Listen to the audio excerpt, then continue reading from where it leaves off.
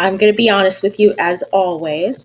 Some people take a myofunctional therapy course and they thrive. Others take a course and it was just a big waste of time because they never learned how to actually implement it. And I'll tell you the difference between the two isn't the drive, it's not their experience, and it's not their lack of skills or talent in learning. It has everything to do with how they learned myofunctional therapy. And so today, I'm sharing with you a roadmap for a process of learning that actually works. Okay, so today we're going to make Myo click. I am your Myo best friend, Carice Laguerre. I'm so excited to have you. Welcome, welcome. I'm here with you regularly, always helping to up level and improve this field. There's over 70 hours at this point of lectures and content, some of it from varying levels of very beginner, like I'm just interested in Myo, to all the way through I've been practicing for years and I never knew how to do cranial nerves, and that's here.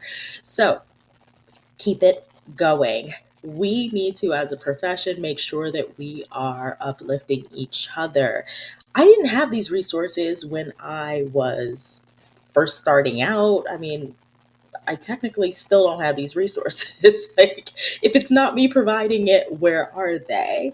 So we got to keep this going. And so please, if you are watching on LinkedIn, connect with me on LinkedIn. If you're watching on YouTube, make sure you subscribe and hit that notification button because I'm here regularly and I will make sure that you learn and earn every single thing that you deserve. Okay. So, with that being said, let's dive in, my friends. I love this quote because learning is about seeing things from a new perspective.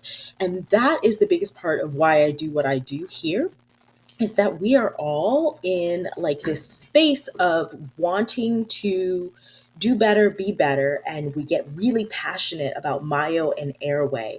And when we're really passionate about it, we just want everybody to see and everybody to know, but it's really hard to translate that professionally or as effectively as you might want to do it. And so it's really my role to help you really transform that. And so take and look at everything you've been doing from just an alternative perspective to perhaps be more successful than you originally were.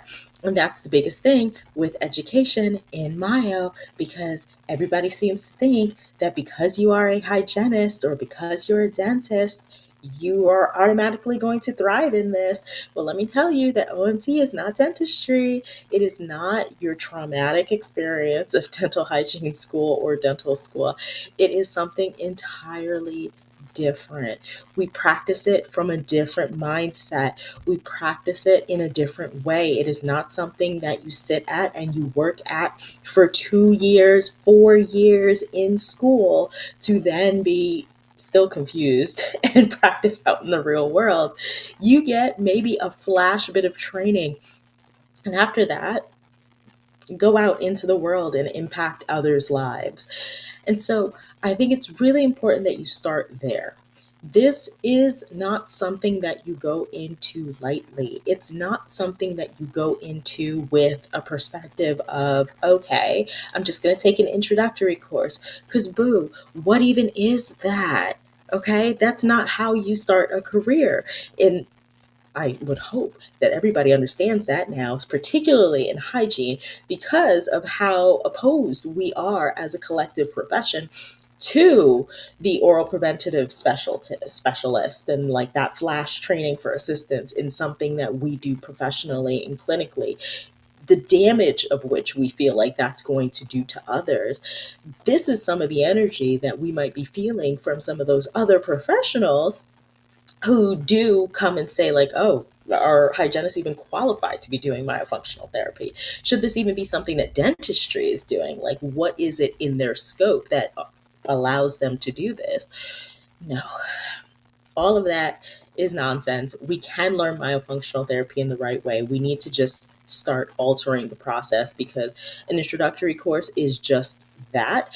And I think we need to up level ourselves into comprehensive programs. There's a big different. It's ginormous. An introductory course should be priced as such, so you should be paying way less than $1,000. I would say probably in the $500 range to just start learning what is myofunctional therapy, how does it apply to dentistry, what are these concepts, and how do they come together. I think that just having the basic concepts laid out in that kind of way sounds introductory to me. There is an intention that you're going to need additional education. Now, if somebody came up to you and said, well, your hygiene school training is introductory, and you're going to need additional continuing education in order to learn because the field is growing, you'd be like, well, why am I paying tens of thousands of dollars for this hygiene degree if I'm just going to have to keep paying out and learning? But for some reason, with myofunctional therapy, we're like, oh, yeah, no, it makes sense to take a bunch of different introductory courses and not really feel confident to practice in the career. That's not the way that that should work. Okay. We always understand that there's going to be continued learning. That's what we signed up for in healthcare. We work in healthcare. Stop thinking of medical and dental as two different entities. We are working on the same person, same body as the medical field. So we are in healthcare. And in healthcare, that goes without saying. There's going to be constant learning. Things are constantly changing. That does not mean that you are worthy of just introductory information with an expectation that you're going to have to get more. You need to look for and search for and make sure you are only taking part in and or recommending comprehensive programs that genuinely do lead to full preparation for a career. Okay? Now, I'm going to tell you that everybody's going to take that with like the little bit of a grain of salt and like, oh, it's always been done this way. Or we have course providers who we love who we're like, oh my gosh, they really set me up for success. Awesome. Your journey is your journey. I think that everybody should talk to course instructors before they go handing them over thousands of dollars. And any instructor that doesn't have time to talk to you before you give them money is probably not worth your time. But I think that this is definitely something that we need to start pushing for change. Even the courses and the instructors that you love could do better. They should always be seeking and striving for better. How is it that I have 70 hours of content and there's so many topics here that people email me, you get into my private messages and whatever about things that they wish they learned in their introductory course? I'm giving that content away for free. They can do better. So we should push for comprehensive programs, okay? Cut out that introductory course nonsense because it's all a lie. It's all a myth. The whole guise is just brought down as soon as you start to realize that there's so much out there that you're not being told, and so much out there that you really should be pushing for better in. Okay, that's how we advance as a society anyway. There's so many things that were going on 100 years ago and so forth that's not happening now. We need to be pushing our field forward as well.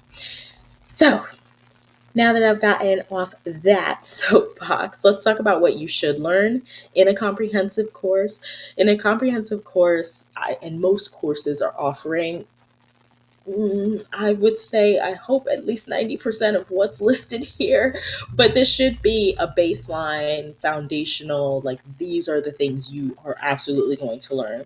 And this becomes very overwhelming. It's incredibly overwhelming because you're looking at a wealth of things that really do, in some ways, divide your thought processes, your ability to really merge and blend this information really well, your ability to now take that and adapt it to a therapeutic model. The therapeutic model is like the biggest part of this whole thing, right? It's not myofunctional therapy if you're just handing out a sequence of exercises. I can't be more explicit about that. The therapeutic process and being able to adapt that to whoever is presented in front of you, it's overwhelming. And don't worry, we're going to break it down into like how you should be processing some of this stuff. But there is bonus information That does come in some courses. That now, on top of all of these things, you want me to learn about appliances? You want me to learn about dental sleep medicine? You want me to learn about obstructive sleep apnea or tethered oral tissues? Or I have to learn about troubleshooting or various modalities like photobiomodulation and primitive reflexes and cranial nerves and mini myo, like on top of the fact that I have to learn the basics. Now, in a comprehensive course, you want me to also learn this additional content. Well, yes, it's exactly why when you are in your training or your not training, but when you are in your courses for your licensure, why you're learning, why do we take pharmacology in hygiene school? Why do we take dental embryology in hygiene school? Are we ever going to be working on an embryo? Are we really, like, do you genuinely need that in order to be an active practicing dental hygienist? Yes and no. It puts all the pieces together for you, right? So you have additional skill sets, you take things like nutrition and so forth so that you can provide additional above and beyond exceptional care. And so that's why some of this bonus content is actually really important and what makes the difference between an introductory course that just offers you the bare bones basics foundational information and a comprehensive course that makes you more prepared to see a diverse population of people, because frankly, many of us live in communities where there are people with special needs, are people with toddlers or preschoolers that they are going to want to have their concerns addressed and met too. There are dental sleep medicine providers. There are people who are in need of a solution for not having maybe somebody who does primitive reflexes or cranial nerve integration. So it's all incredibly important. So what we're going to do today is we're going to break down how you would possibly learn all of this. And in my MyoPathway course, we have a weekly Q&A and people pop on, and it seems to be indefinite at this point, but people pop on every single week. And as we were talking, people were like, it's a lot of content. And yes, in the Myo Excellence Toolkit, which is a recent add-on because I'm always adding and adding and adding content, there is a study guide. Like, hey, you can break it down and learn like this, but it's still very overwhelming. So what's the structure? What's the format that this should all be happening in? And I'm like, yes, that sounds exactly like a live stream. Let's talk about it, okay? Because everybody feels like that. You get there, you're 28 hours. Some of these courses are offering up to, 60, 70 hours of additional content. How do you break that down? That's overwhelming. It's overwhelming. And some of it, they're not really telling you nothing. Like, you're not learning anything that aids in your therapeutic process. You're just learning accessory information. So how are you breaking it down? Okay, let me give you the best tip of all. And I'm biased. You can call it promotional. You can call it whatever you want. I'm telling you, the best place to start is right here. If you're watching on LinkedIn, there's a library of these lectures. If you're watching on YouTube, there is absolutely a whole library on my channel of lectures, over 70 hours. Why is it that you would start first with just investing in a course if you have access to 70 hours of content? You can kind of see if this is something or a path that you want to go into. You could start to learn some of the basics and the foundation and really get that solid footing before you go into it. I think that there is, why is this video not playing? Oh, I guess I have to actually press play. That's funny. I think that it is a fantastic place to start. And those who really want it, who are hungry for Myo, are searching for all the free resources, all the available information, and they're finding things. They're finding all the things. But let me tell you, that for as long as I've been doing this, and as many people as reach out to me, and my inbox is flowing and ridiculous my response time. It can't be what it used to be because there's just so many people reaching out to me. These views shouldn't be as low as they are. I have no intention on monetizing this YouTube thing. I have zero intention. I don't even think there's enough people interested in myofunctional therapy that it could be monetized. So I'll leave that there where it would drop it. What I do think that there is a need for is for us to have a place to go for information that is not going to be um, filtered behind, like, okay, so if I have this in my course, I have to give you just this little bit sprinkling of information. I think there's a need for that in this field. We don't have enough open access information. We don't have enough people telling the truth about what it is. You're not going to get into Myo and be immediately rich. You can get into Myo and do it smartly and with intention and strategically by approaching it in an educational manner that makes sense. And absolutely, by the time you start to make an investment, you can really start building up and get back in. So when people ask me, like, if I start now, how long will it take me to finish content and really start going out there and getting clients? As little as 3 months. And I can give you the pathway to do it. And we're going to talk about that today. But it's as little as 3 months. But what have you been doing leading up to this? Have you done any work leading into it? That's going to be the best determining factor, is how hungry are you? If you're hungry, you're going to make money. Is it going to be loads and loads of money? Most businesses don't start turning a profit. You lose money the first couple of years until approximately year 3. Can you handle that?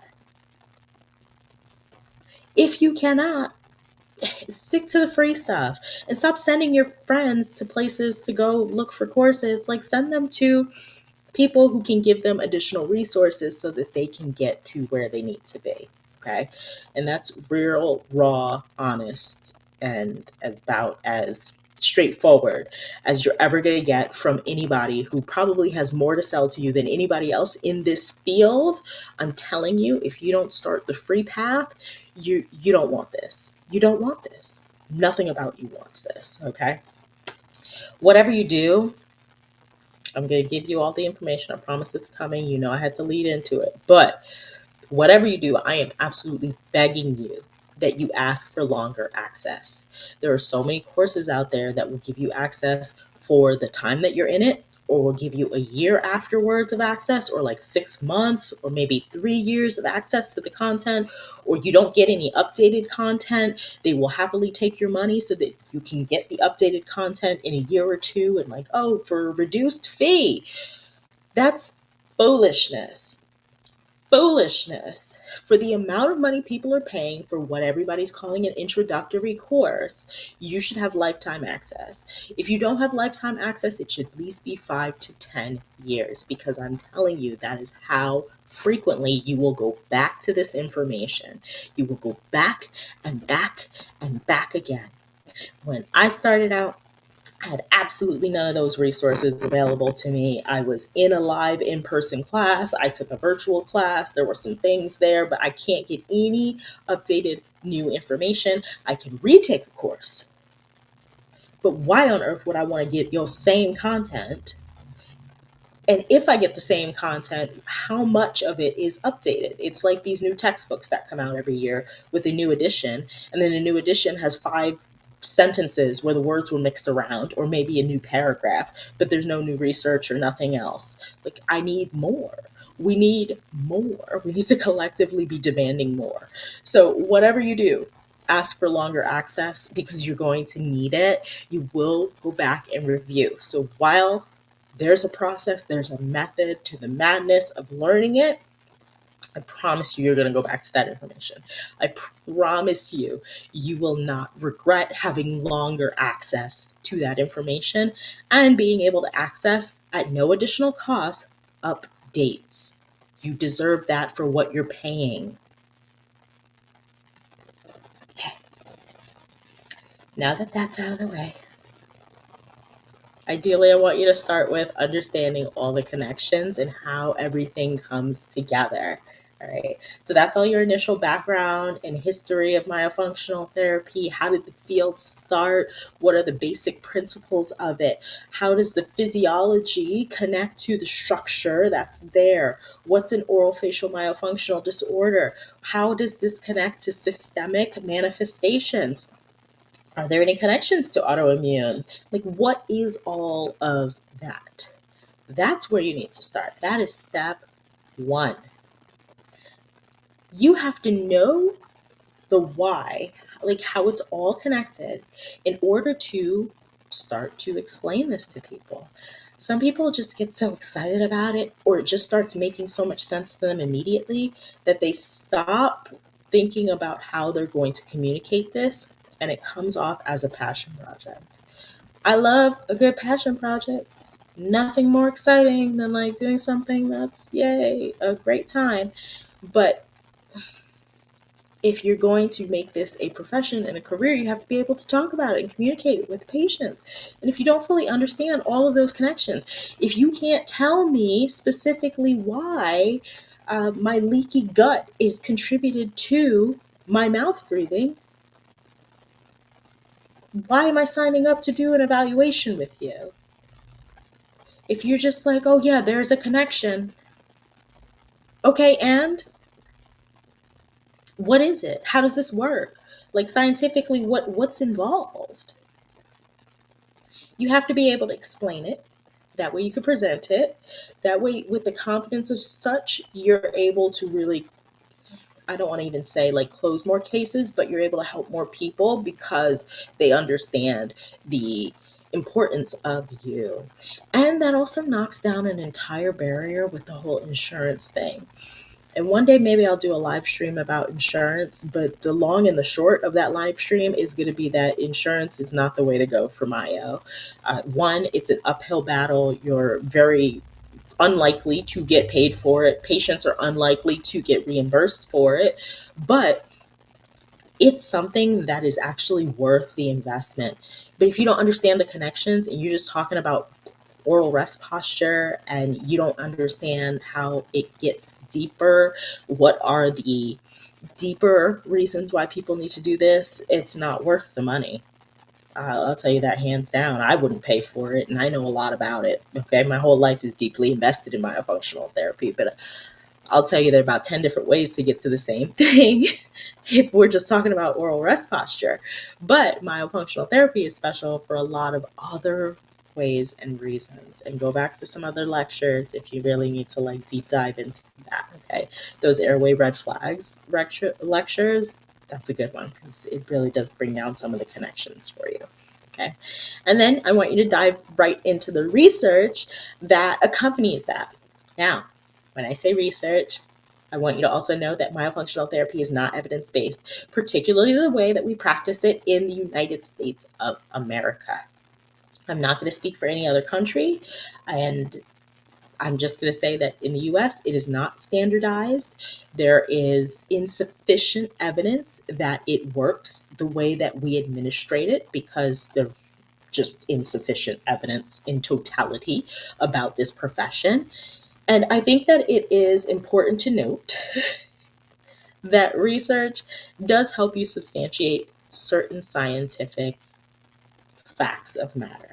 Okay, so there are a lot of great researches about mouth breathing or the quality of nasal breathing versus mouth breathing on the human body, the impact that that may have on leaky gut or gastrointestinal issues overall, or on respiration, or on dental development, dental craniofacial development. There are a lot of great scientific backing things that back the just foundational things upon which myofunctional therapy is built. So it just starts to make sense and it clicks in that manner. And the more you understand that, the better your conversations will be once you get to people who actually understand research and will be like, yeah, but this thing, it's not evidence-based. It doesn't work the way that you think it works. Like, no, it works the way I think it works because I know that once we have XYZ in place, then all of a sudden that helps us to put together bloop, bloop, bloop. And now we can have a conversation about just physiology instead of myofunctional therapy. So get into the research, understand the why, dive into some research, really put those pieces together because that's going to build your confidence, which is the ultimate goal. If you're confident about it, you can speak about it with confidence. There's not a soul I'm scared to talk to about myofunctional therapy. Like, please come give me your weird oddities that you are wondering if it's associated with airway. Hand me those. I would love to talk to you about it.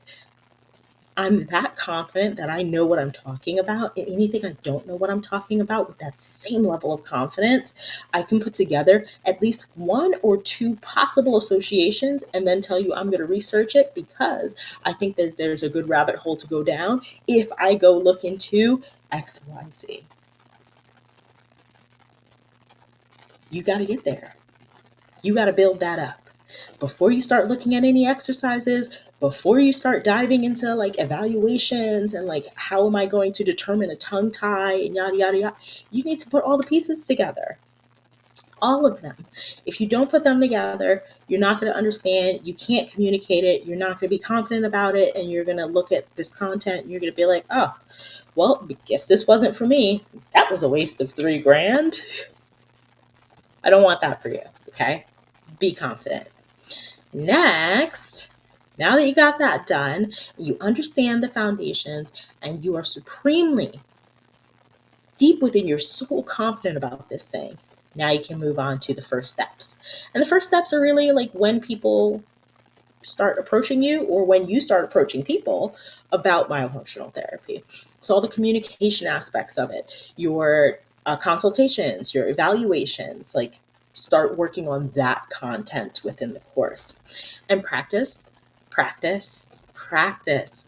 Start talking about it. Start looking at people. I keep telling people in my courses and so forth, you have to actually start putting your hands in places. If you are really in a rush, you only have like 45 minutes to do an adult appointment in hygiene.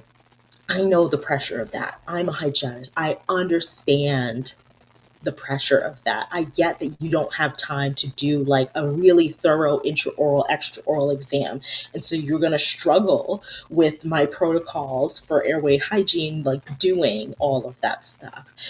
And so I don't want you to feel overwhelmed, but take a second and do a simple intraoral evaluation where you're really going to just start feeling phrenems. You're going to start feeling the mentalis. You're going to start feeling masseters. You're going to just really get in there and start looking at things from a different perspective. Is all rugae prominent?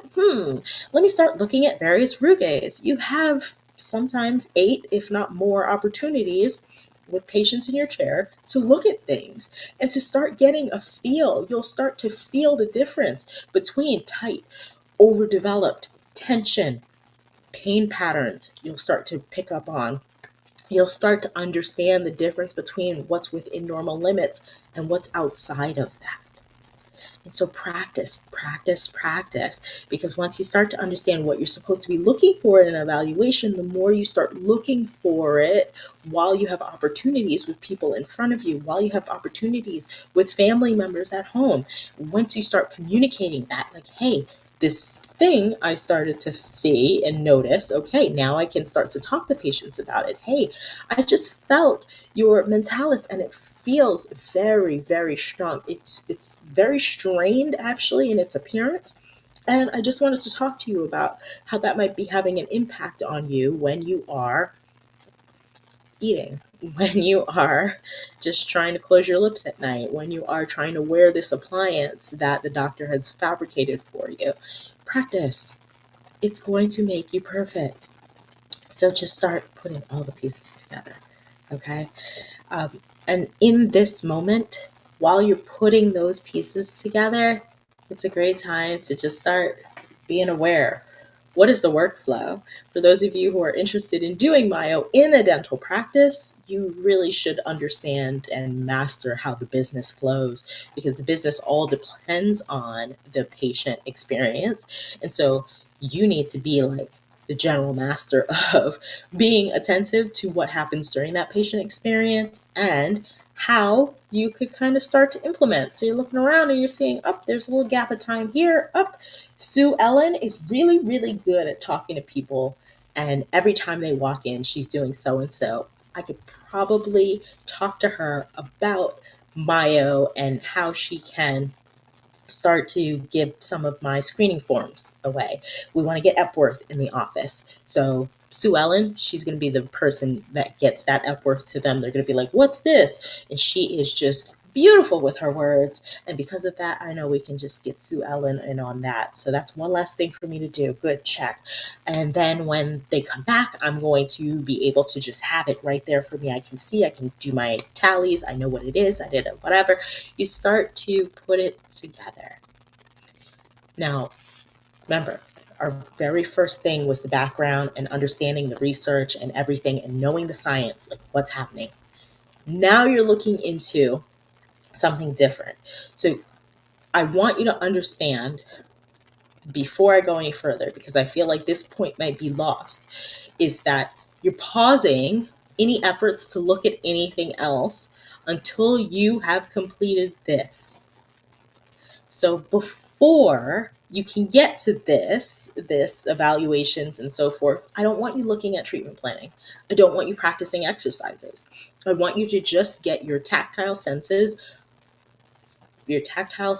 yes, and just your peripheral awareness of what's going on around you, fine-tuned for what it is that you're trying to implement. Because you can't get an ROI if you don't know how to put all the pieces together.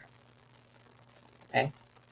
Then once you've gotten that implementation plan starting to kind of come together, do very, very tiny bits of development, testing, and making sure that you're putting a little bit of research time into how this all fits in, how it flows. If you're talking about it and you plan on talking about it and doing this as an independent thing, it's going to be outside of your dental practice. And you're like, I don't even know how to start talking to patients about it because I really want to get them outside of the office to talk about it, or I'm not allowed to talk about it. The doctor doesn't want me to talk about it in the op. How can I tell these people they need help? There's room for you to implement something in there. That way you're able to, get people to learn more. Sometimes you don't have to talk to people about everything. There were times where I couldn't talk about it in certain dental spaces that I was in, or dental offices, or people didn't want to hear it, or whatever, where I was at a DSO and they definitely didn't want to hear it. Okay, great. A DSO that hates money. Nothing I love more. But the big thing that you can do is really just have a resource, a place for sending them to learn more. If you've ever sat with a patient and you've asked them about a particular book, or let's say they're reading something and you're like, oh man, that looks like such a great book, and you get on like this tangent where you're talking about books and like, what's your favorite book, or what's their favorite book, what's your favorite cruise destination, what's theirs, where are they going, how are the kids, oh my gosh, you found this really great program that your kids are in and you want to share that. In the same way that you're sharing that kind of stuff, you could share, hey, I've been doing some research, or I did some good reading. There was a really good article. I got a QR code right here. It literally takes you straight to the article. I'm telling you, you won't regret reading it. You won't regret reading it. It's really quality reading. When you go on that next cruise, like, make sure you pull it up. Just keep that on a tab, on a window in your phone. That is golden. It's golden. You could start implementing little things, even if it's to be outside of the office. But you have to really take time to let all that settle in. Okay.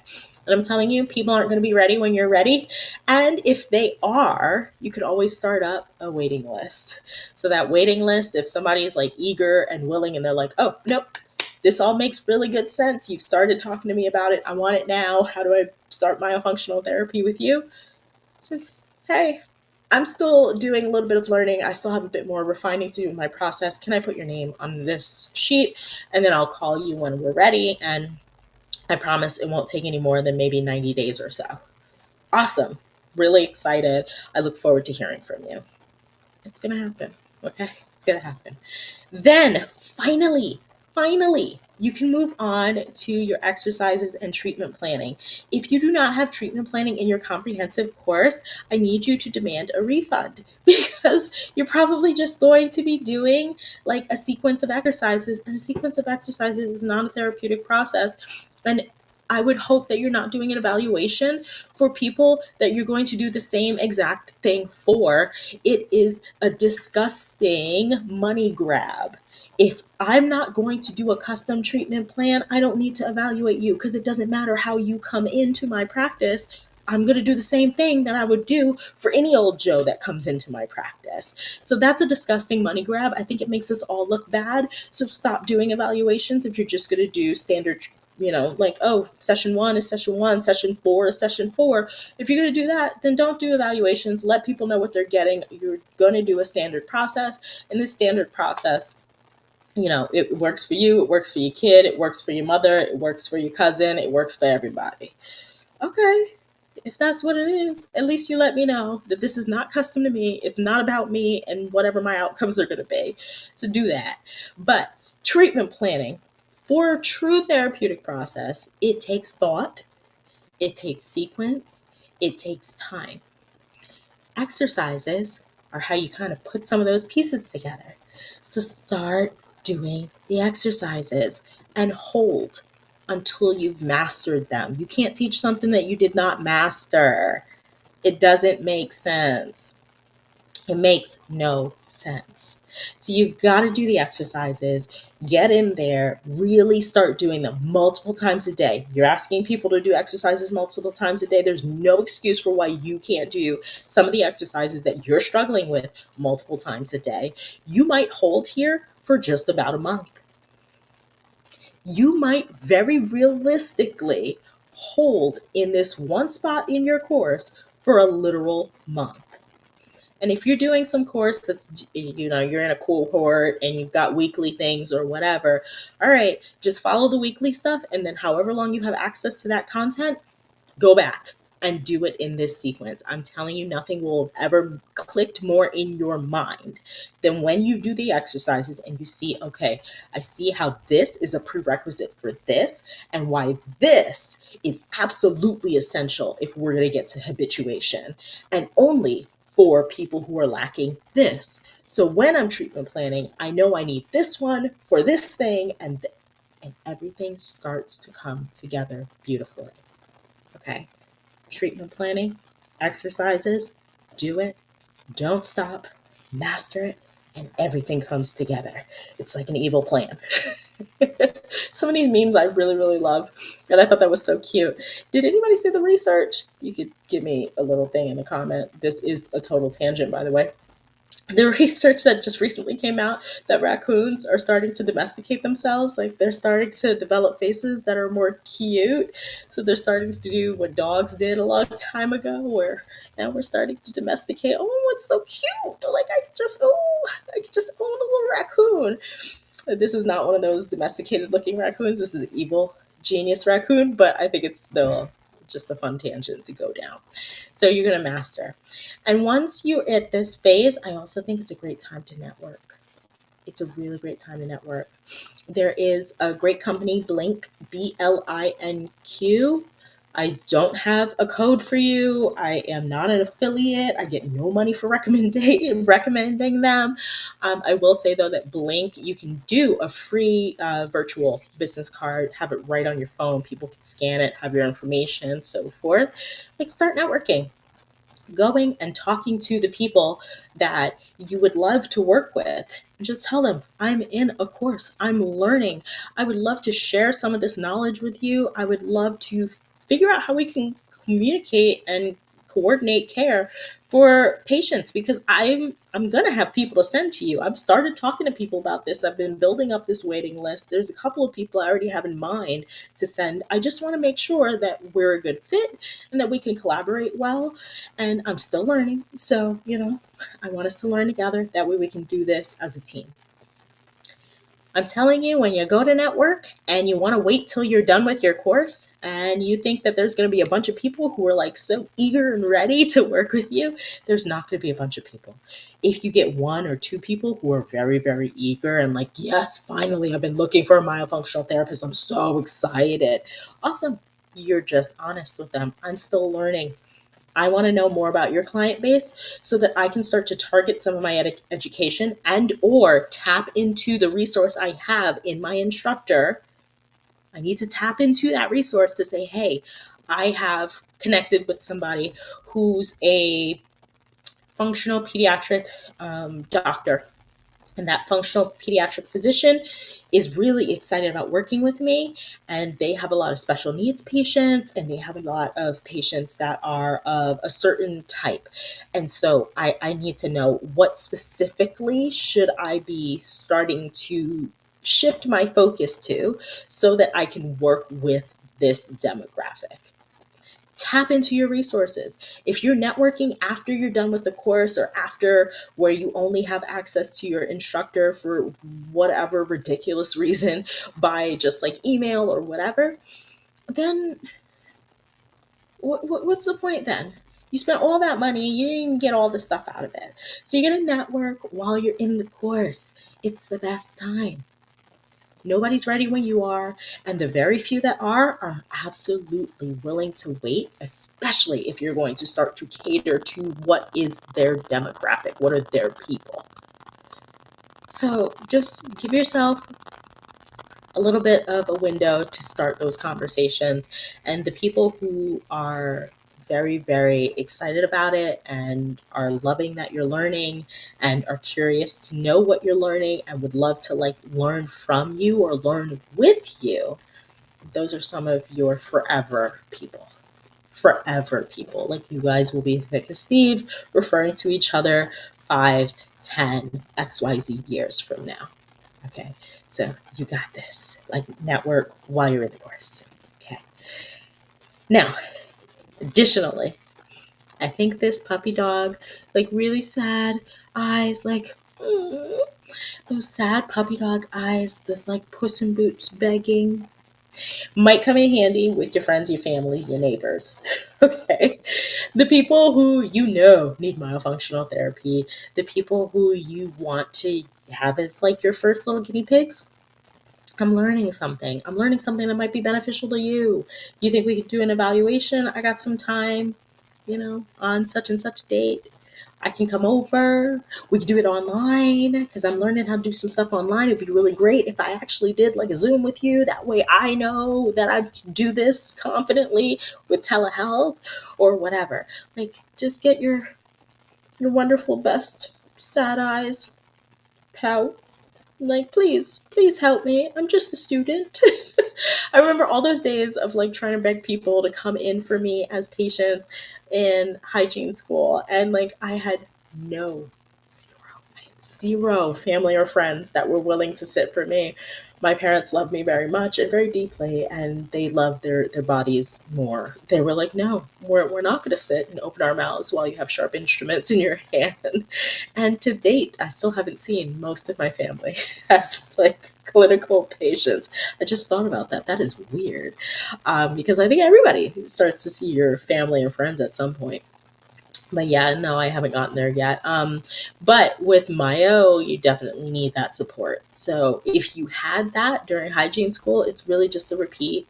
If you didn't have that, then it's really just tapping into all the stuff that you know already. You've been talking to your patients about it. You understand the research, the foundations, the basics, the science, the physiology. You're just tapping into that with your friends and family. You're going to tap into that and you're going to make it work there too. Okay. That way they get it. And once you started, getting your fingers on all sorts of muscles and you've refined your skills and you've started to network, okay, now you're ready to construct. This is the building phase. Let's call it the building phase of your intro course, where you start working on creating or duplicating any of the paperwork or documents that are necessary. You start selecting which software companies you're going to use, if you're going to use software. Your contracts you start formulating if you're going to plan on working in a dental practice, whether you were working there as like an independent contractor or you're working there as an employee. There needs to be a contract in place. It needs to be mutually beneficial, and ideally your course should provide you with like a sample one or some guidance on how you can begin to develop one, but that's just me. Practice management for how you're going to, run and really organize these things. Your business building, business starting, like all those foundational things, getting all of your paperwork in order, registering your company if you're registering it, the logos, the marketing, your social media. Like now, you've got all your wording in place. You've started to have those conversations. You understand the exercises. You feel ready and prepared to instruct somebody through a full therapeutic program. Why not put your business together now? Don't put your business together before you have any of that other stuff in place, because you're just wasting money before then. So start smart. Get it in place and start learning all of that stuff and really mastering it after you've gotten down like the true foundational stuff. Okay. And everything beyond that, that's all a bonus. Like that is all well, wonderful, and good. If there's appliance information, yes, start learning that. Ortho information, dental sleep medicine information, TMJ information, obstructive sleep apnea information, yes.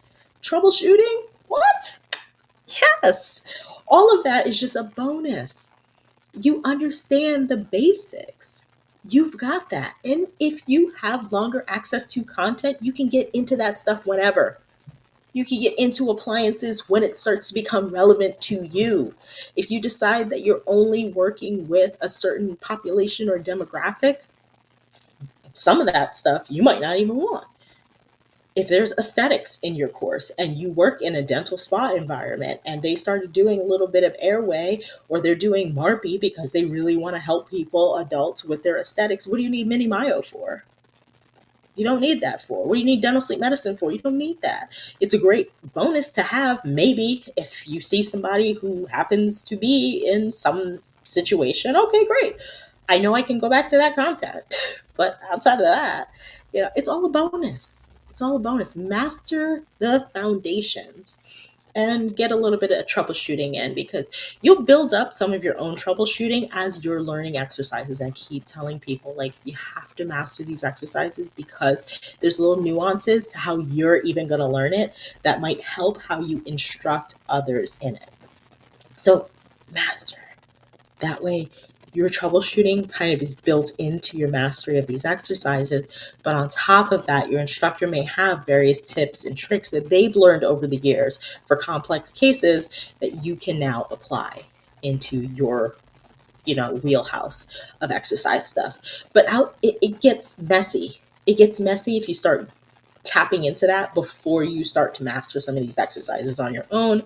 But you also have access to your instructor. So if there's some troubleshooting, ideally, you should have been able to ask, like, while you were in the class and or after. Everybody picks up things after. Okay. But mostly, if you take no less than 3 weeks on step 1, about 2-3 weeks, step 2, step 3. Let me leave it there. Step 3. Ooh, you want to sit there for about a month. You will fly by 4 and 5, and you will be smooth sailing for having such a successful start into myofunctional therapy that it's probably, in all of that time, a good 3 months tops that you can master content that people struggle with for a year, 2 years, whatever. Taking multiple courses because it just doesn't click, you can get it to click. You've got this. You can do it. Everything can come all together in such a beautiful way. Okay? So you got this, my friend. And if there's any questions, I'm here. all the time. And I'm ready to answer them. Just drop them in the comments below. But outside of that, my friend, it has been a pleasure being with you. And I look forward to seeing you again for more excellence in this field. Bye for now.